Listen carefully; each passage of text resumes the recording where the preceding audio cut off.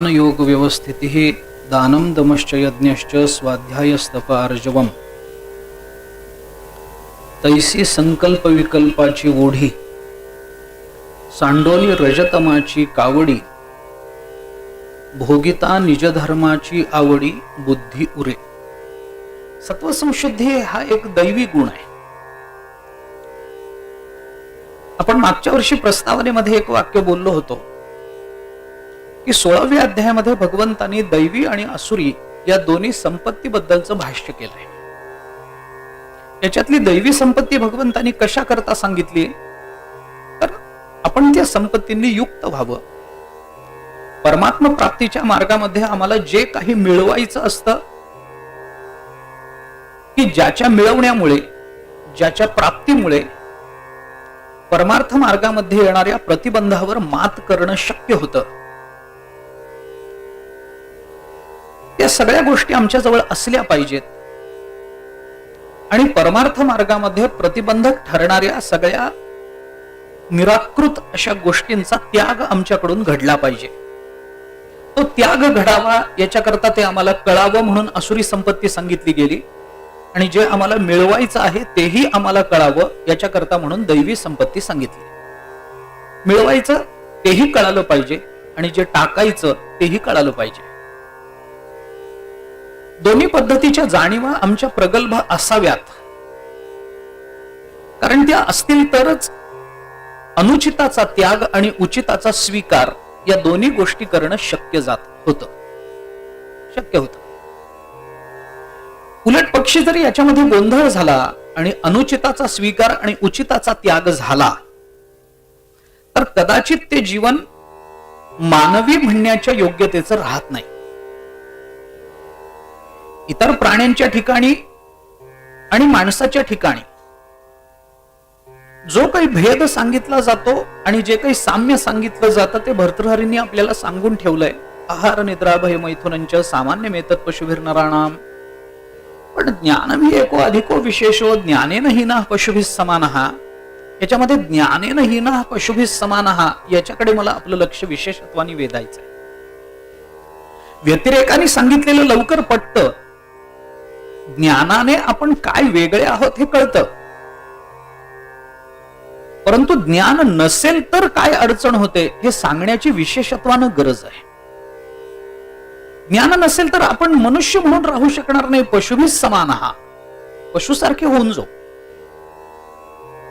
तुकाराम महाराजांची भाषा याच्यापेक्षा जास्त कडक आहे। भर्तृहरी जरा मवाळ बोलतात, तुकाराम महाराज कडक बोलतात। तुकाराम महाराजांनी म्हटलंय पूस नाही पायचारी मनुष्य परी कुत्री ती। फक्त शेपूट नाही आणि 4 पाय नाहीत, नाहीतर ती माणसं म्हणजे जवळजवळ कुत्र्यासारखीच असतात। कारण माणसाने जे त्याज्य म्हणून टाकून दिलेलं असतं रस्त्यावर त्याचा स्वीकार त्यांच्याकडून होतो। अनुचिताचा स्वीकार करणं हे प्राण्यांच्या ठिकाणी सहज दिसून येतं, पण उचिताचा स्वीकार करण्याची बुद्धी ही फक्त आणि फक्त मानवाजवळ आहे। मला माणसाच्या जीवनाचं काय वैशिष्ट्य आहे ते सांगायचं नाही आता, परंतु दैवासुर संपत्ती का सांगितली याचा एक विचार हा आहे आणि ते भगवंताने बोलून दाखवलंय। दैवी संपत्ती सांगून झाल्यानंतर आसुरी संपत्ती सांगायला जेव्हा प्रारंभ झाला तेव्हा अर्जुनाने असं अर्जुनाने विचारलं म्हणजे गीतेतल्या अर्जुनाने विचारलं नाही। मी थोडा याच्यामध्ये फरक करतो, थोडं वैलक्षण्य दाखवतो। मला असं वाटतं की गीतेतला अर्जुन वेगळा आहे आणि ज्ञानोबारायांचा अर्जुन वेगळा आहे। गीतेतले संजय वेगळे आहेत, ज्ञानोबारायांचे संजय वेगळे आहेत। गीतेतले धृतराष्ट्र वेगळे आहेत, ज्ञानोबारायांचे धृतराष्ट्र वेगळे आहेत। गीतेतले धृतराष्ट्र एकदाच बोलतात, धर्मक्षेत्रे कुरुक्षेत्रे, त्याच्यानंतर पूर्ण गीता होईपर्यंत तोंडच उघडत नाहीत। पण ज्ञानेश्वर महाराजांनी धृतराष्ट्राला 3-4 वेळेला तरी बोलायला भाग पाडले। वेगळं आहे म्हणजे केवळ हा फरक आहे म्हणून सांगत नाही, त्याचं स्वाभाविक वैलक्षण्य ज्ञानोबारायांनी दाखवून दिलंय। अर्थात तो माझ्या आत्ताच्या चिंतनाचा विषय नाहीये, पण एकच वाक्य बोलून मी पुढे जाईन की जरी अर्जुन आपलं प्रतिनिधित्व गीतेमध्ये करतो असं जरी आपल्याला वाटत असलं तरी ज्ञानेश्वरीमध्ये आपल्या जवळ येणारा अर्जुन नाहीच आहे, तो धृतराष्ट्रच आहे। आपण बारकाईने तपासून बघा. म्हणून मी म्हटलं अधिक विस्तार त्याचा आता करत नाही. पण ज्ञानोबरायांचा अर्जुन ज्ञानोबरायांच्या भगवंताला असं विचारतो की देवा,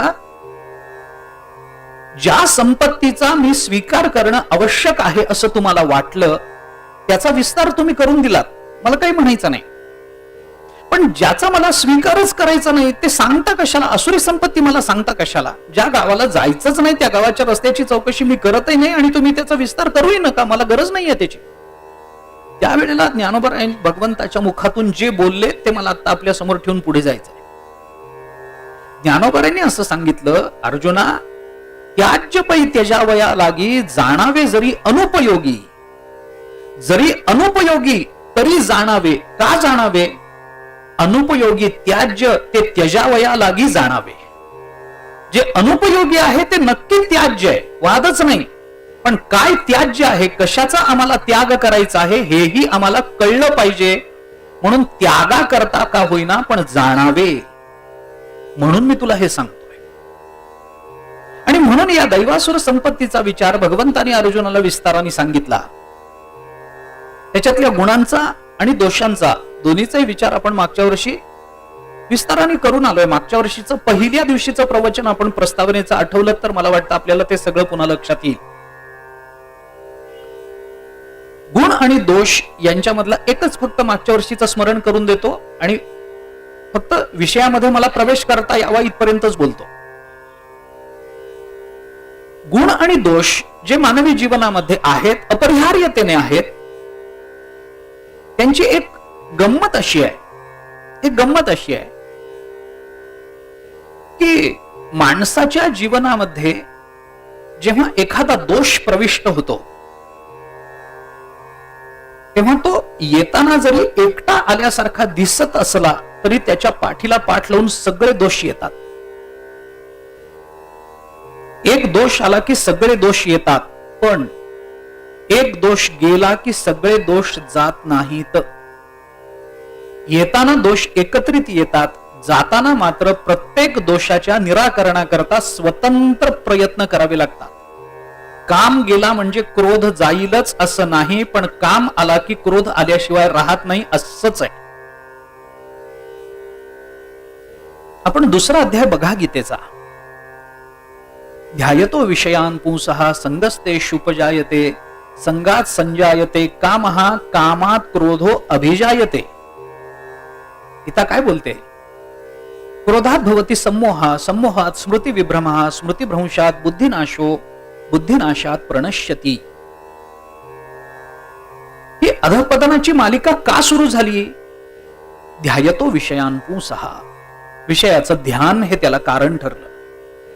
काम आला, क्रोध आलाच, क्रोध आला, सम्मोह आलाच, त्याच्याकरता कामानंतर क्रोध यावा याच्याकरता विशेष प्रयत्न करायचं कारण नाही आहे. पण कामाबरोबर क्रोध जात नाही म्हणून काम घालवण्याकरता स्वतंत्र प्रयत्न आहेत आणि क्रोध घालवण्याकरता स्वतंत्र प्रयत्न करावे लागतात.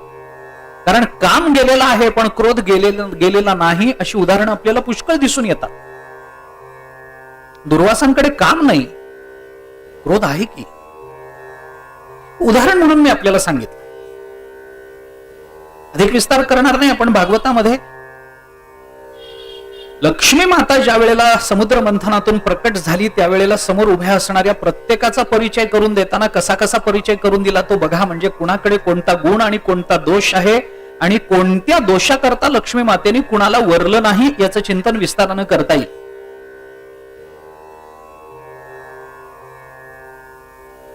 दोष येताना एकत्रित येतात पण जाताना मात्र सर्वांच्या निराकरणाकरता प्रत्येक वेळेला स्वतंत्र प्रयत्न करावे लागतात.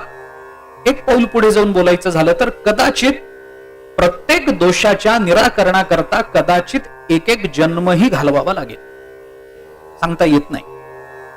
उलट पक्षी गुण येताना कधीही एकत्रित येत नाहीत. प्रत्येक गुणाच्या प्राप्तीकरता स्वतंत्र प्रयत्न करावे लागतात. पण एक गुण जाताना उरलेल्या सगळ्या गुणांना मात्र बरोबर घेऊन जातो. गुण एकत्रित येत नाहीत, दोष एकत्रित येतात. दोष एकत्रित जात नाहीत आणि गुण एकत्रित गेल्याशिवाय राहत नाहीत. हे व्यस्त जे परिमाण आहे याच्याकरता या दोन्हीची यथार्थ जाणीव आपल्याला असली पाहिजे. याच्याकरता म्हणून भगवान दैवासुर संपत्ती अर्जुनाला विस्तारानं सांगताय. गुण 26 आहेत, दोष 6 आहेत. 6 का 26 का झालंय मागच्या वर्षी झालंय असं म्हणत मी बरचसं मागच्या वर्षीच सांगतोय.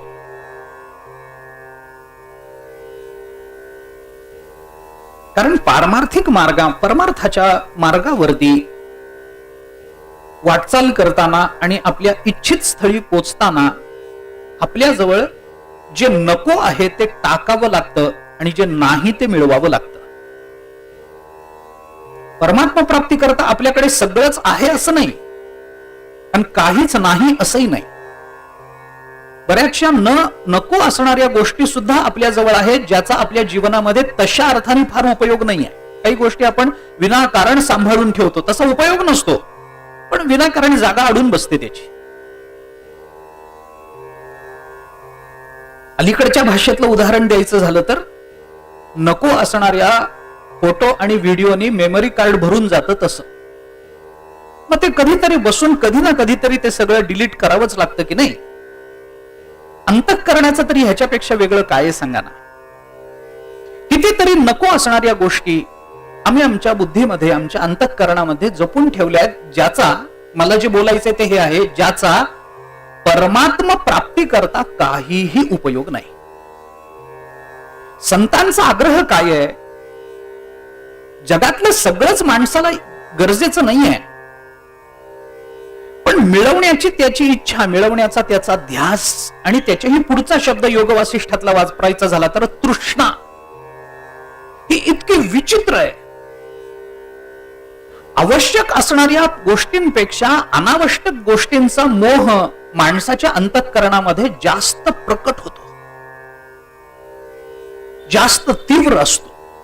असू दे कधीतरी उपयोग होईल, असू दे कधीतरी उपयोगी पडेल, पण ते कधीतरी ही वेळ कधीच येत नाही.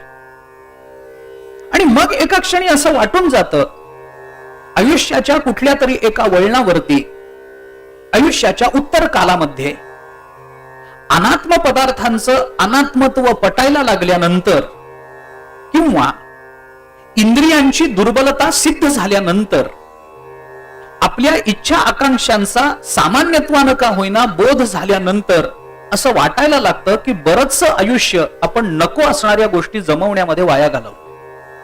हे वाटतं, अनेकांना वाटतं. कुणाला वाटतं? ज्यांना कधी ना कधीतरी आपल्या जीवनाचं सिंहावलोकन करण्याची सवय असते त्यांना हे जास्त प्रकर्षानं जाणवतं, सामान्य मानसशास्त्र. आणि मग कळायला लागतं की हे कशा करता आपण ठेवलंय. अगदी सामान्य ढोबळ उदाहरण द्यायचं झालं तर आपलं कोठीचं घर उघडून बघा ना कधीतरी. नको असणाऱ्या किती गोष्टी आहेत आणि आपण का सांभाळून ठेवल्याय. केवळ आमच्या सासूबाईंनी घेतलं होतं या नावाखाली किती गोष्टी आपल्या घरात येतो, केवळ एवढ्याच नावाखाली आहेत. त्यांनी घेतलं होतं, त्या गेल्या, पण आमचं ममत्व अजून गेलं नाही. त्याचा तळ गेलेला असतो त्या पितळ्याच्या भांड्यांचा, त्याच्यामध्ये काही राहत नसतं, गळत असतं.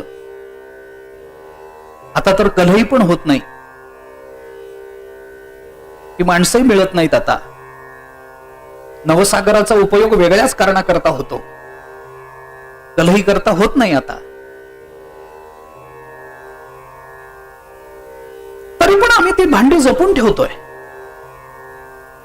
ही संग्रहाची वृत्ती चांगली का वाईट याची चर्चा मला करायची नाहीये, पण मला इतकाच पुन्हा प्रश्न उपस्थित करायचा आहे की ही संग्रहाची वृत्ती चांगली असो वाईट असो त्याची चर्चा करू नका. फक्त परमात्मा प्राप्ती करता याची उपयोगिता काय आहे एवढाच मुद्दा आहे. उपयोगिता काय? अशी किती भांडी जमवल्याने आमच्यावर भगवत कृपा होणार आहे. मी जमवू नये या मताचं मुळीच नाही आहे. प्रपंच करण्याकरता जी संग्रहाची वृत्ती आवश्यक असते ती स्त्रियांकडे असेल तर ती जपली पाहिजे, याच्याबद्दल दुमत नाही. पण मी पुन्हा सांगतो, प्रपंचाकरता पारमार्थिक जीवनक्रमामध्ये या गोष्टींना किती मूल्य द्यायचं हे ठरवता आलं पाहिजे. आणि म्हणून ज्या गोष्टी अनावश्यक आहेत त्याही आमच्या जवळ खूप आहेत, ज्या गोष्टी आवश्यक आहेत त्या बऱ्याचशा आमच्या जवळ नाही आहेत. मी कोणत्याच नाही आहेत असं म्हणालेलोच नाहीये, बऱ्याचशा आमच्या जवळ नाही आहेत. मग काय करा, काही गोष्टी मिळवा, काही गोष्टी सोडून द्या, टाकून द्या, जवळ असलेल्या सोडून दिल्या, काही नवीन मिळवल्या. आमचा परमार्थाचा मार्ग सुकर होणार आहे. भावार्थ रामायणामध्ये ज्या वेळेला रामचंद्र प्रभूंना बोलावून सांगायचं होतं की तुला अभिषेक होणार नाहीये, तुला वनवासात जायचंय, त्यावेळेला दशरथ राजाने सांगितलं की मी नाही सांगू शकणार, मला सांगायचं नाही. मी त्याला मगाशी सांगितलंय की तुला उद्या अभिषेक होणार आहे राज्याचा, आणि आता लगेच बोलवून त्याला सांगायचं की तुला अभिषेक होणार नाही, तू वनवासात जा. माझं धाडस नाही, माझं धाडस नाही. कारण रामचंद्राला जा म्हणणं म्हणजे माझ्या प्राणांना जा म्हणणं आहे. मी नाही सांगू शकत. काही काही माता म्हणाली तुम्हाला जमत नसेल, मी सांगते, माझ्यात धाडस आहे. भागवताच्या महात्म्यामध्ये जे गोकर्णाख्यान आलंय त्याच्यामध्ये भागवताने हे म्हटलंय की बायका धाडशीच असतात. असं विधानच आहे. माझ्या मनाचं मी बोलत नाही, माझ्या मनाचं नाहीये, पण तुमच्या अनुभवाचं आहे. भागवतात आहे की नाही, गोकर्णाच्या आख्यानामध्ये बायका धाडशीच असतात. जेव्हा त्याला मारून टाकण्याचा प्रसंग आला, त्या सगळ्या बायकांनी मिळून त्याला मारून टाकलं, त्यावेळेला काही काही म्हणाली मी सांगते, बोलवा. सुमंताला सांगितलं जा बाबा रामचंद्राला घेऊन या. सुमंत जेव्हा रामचंद्र प्रभूंच्या महालामध्ये गेले तेव्हा त्या महालाच्या वर्णनाकरता नाथ महाराजांनी खूप ओव्या खर्च केल्या. मला तो विस्ताराने विषय सांगायचा नाही आहे, मला फक्त त्याच्यामध्ये एवढंच सांगायचंय की सुमंतांनी जेव्हा रामचंद्र प्रभूंच्या महालामध्ये प्रवेश केला तेव्हा त्यांच्या असं लक्षात आलं की उंबरठा ओलांडून आपण आत गेलो ना, आत रामचंद्र प्रभू बसलेत, असं नाहीये. हा महाल असा नाहीये.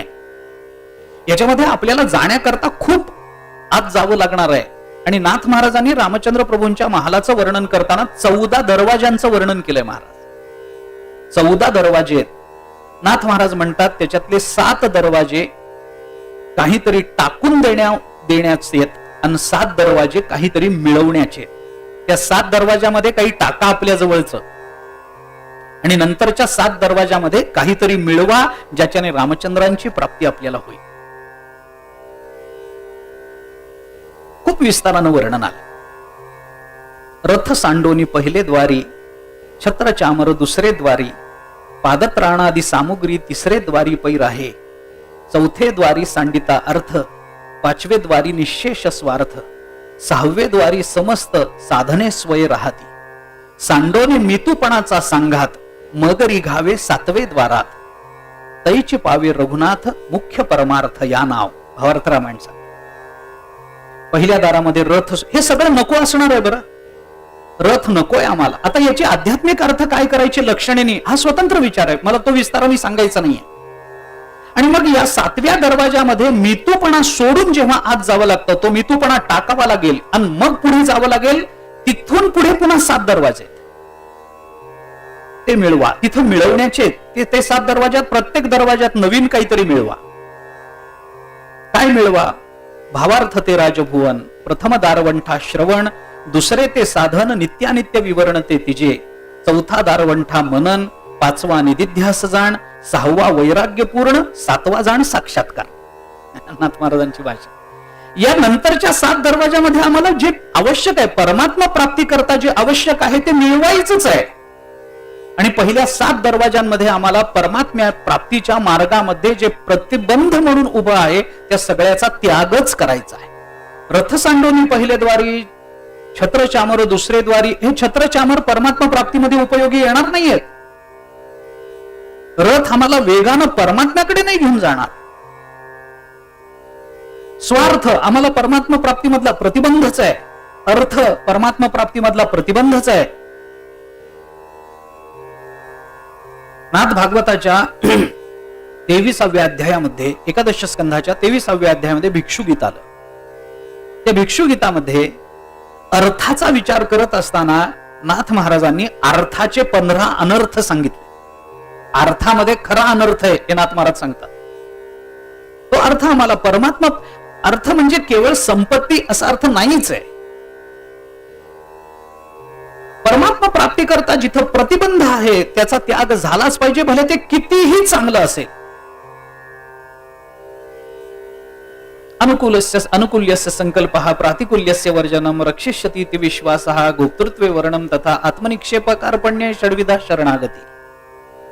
भक्तिशास्त्र सांगतं किती अनुकूल असू देत आणि किती प्रतिकूल असू देत, आम्हाला कितीही अनुकूल वाटलं आणि ते परमार्थाकरता प्रतिकूल असेल तर त्याचा त्याग, आणि परमार्थाकरता आम्हाला कितीही प्रतिकूल वाटू देत आणि परमार्थाकरता जर ते अनुकूल ठरत असेल तर त्याचा स्वीकार. याची उदाहरणं देणार नाही, पण परमात्मा प्राप्ती करता ज्या दैवी संपत्तीची आम्हाला अपेक्षा आहे त्या दैवी संपत्तीचा विचार सगळीकडे गीतेमध्ये आला. दैवी संपत्ती 16व्या अध्यायातच आली असं नाहीये. तसं जर म्हटलं तर भगवत प्राप्तीच्या अधिकाराचा विचार 2ऱ्या अध्यायापासून सुरू झाला. स्थितप्रज्ञाची लक्षणं बघा ना, काय दैवी संपत्ती वेगळी आहे. कर्मयोगाची लक्षणं बघा, काय दैवी संपत्ती वेगळी आहे. योगाची लक्षणं बघा, काय दैवी संपत्ती वेगळी आहे. 13व्या अध्यायातल्या ज्ञानाची लक्षणं बघा, काय दैवी संपत्ती वेगळी आहे. 14व्यातली गुणातीताची लक्षणं बघा, काय दैवी संपत्ती वेगळी आहे. हे सगळं शेवटी तिथेच जाणार. कुठे जाणार? भगवत प्राप्ती करता जे जे उचित आहे त्याचा स्वीकार आम्ही केला पाहिजे इथपर्यंतच पोहोचणार.